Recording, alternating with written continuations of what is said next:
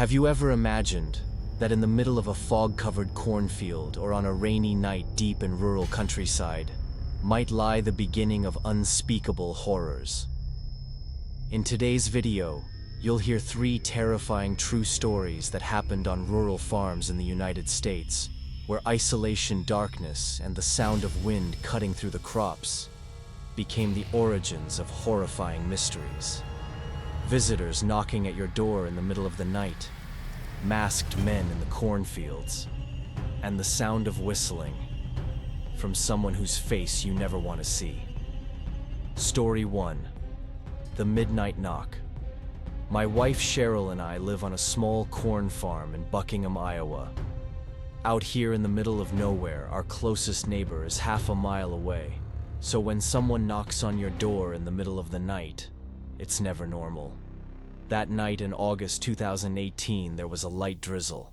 We'd just said goodbye to George and his wife, close friends and neighbors, after a few rounds of board games and more than a few drinks. Cheryl and I stayed up sipping red wine and re-watching one of our favorite old movies. Around midnight, I was dozing off when a knock at the door.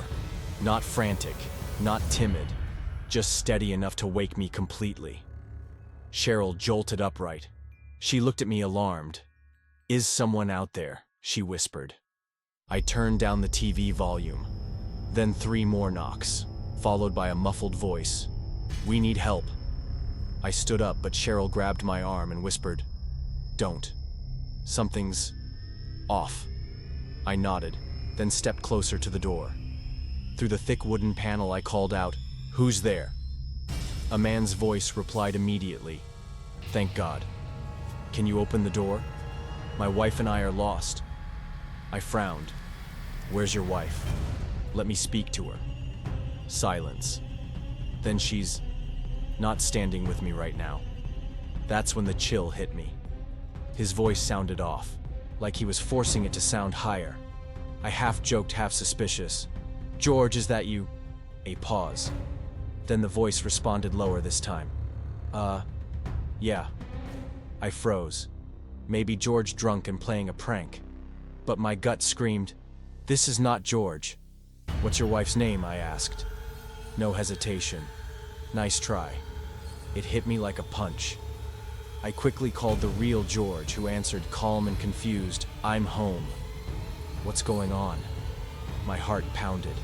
Someone's trying to trick me into opening the door. A stranger.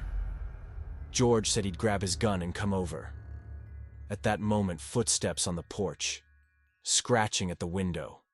Someone trying to unlatch it from the outside. Cheryl, trembling, screamed while still on the phone with 911. I yelled, "I've got a gun. Get off my property before I shoot." A voice replied, "We just need to use your phone." Lies. Cold. Unafraid. I ran upstairs, grabbed the shotgun from our closet. Before I could get back down. Another knock. This time it really was George. I opened the door. He had his gun too. "No one's outside," he said, "but my truck has fresh scratches." Police arrived 30 minutes later. They checked the area, then left. The next morning we installed cameras everywhere. A few days later, while reviewing the footage, I nearly dropped my coffee while Cheryl and I were dozing off on the sofa. A figure stood silently outside the living room window, staring in. Not moving, not blinking. Just one thin layer of wood between us. And to this day I still wonder what would have happened if I had opened the door that night. Story 2. The Masks in the Cornfield.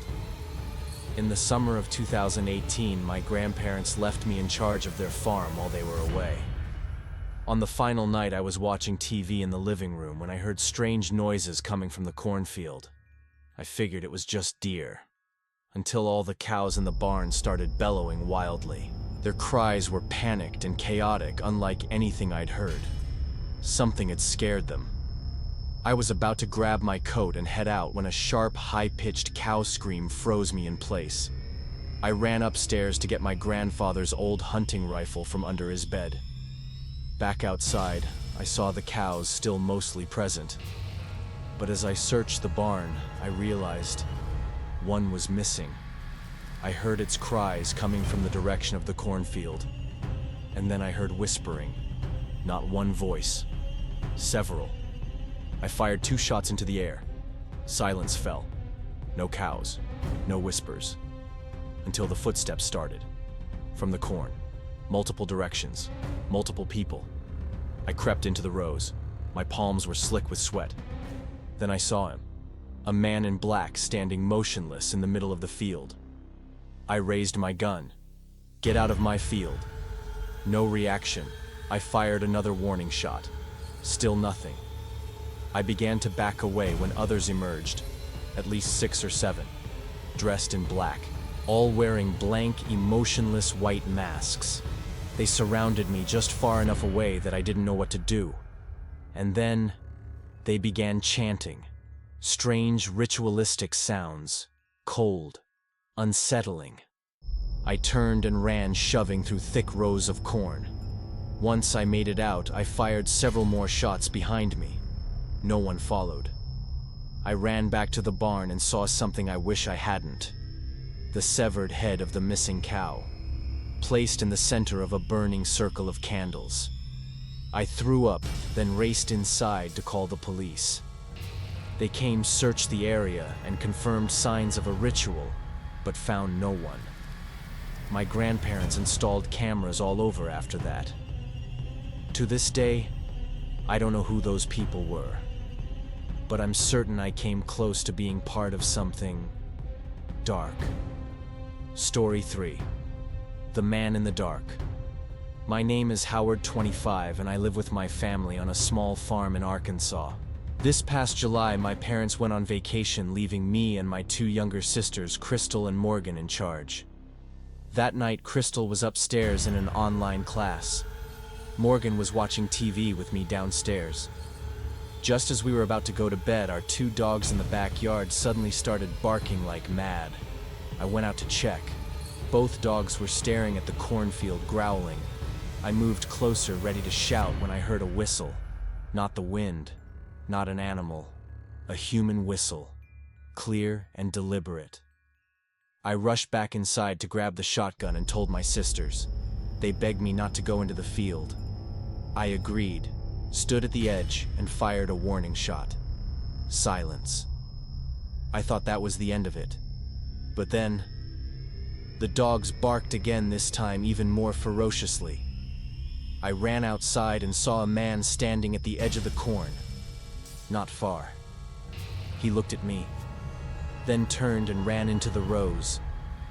I chased him up to the edge, fired again, but didn't dare go in. We brought the dogs in and locked the doors.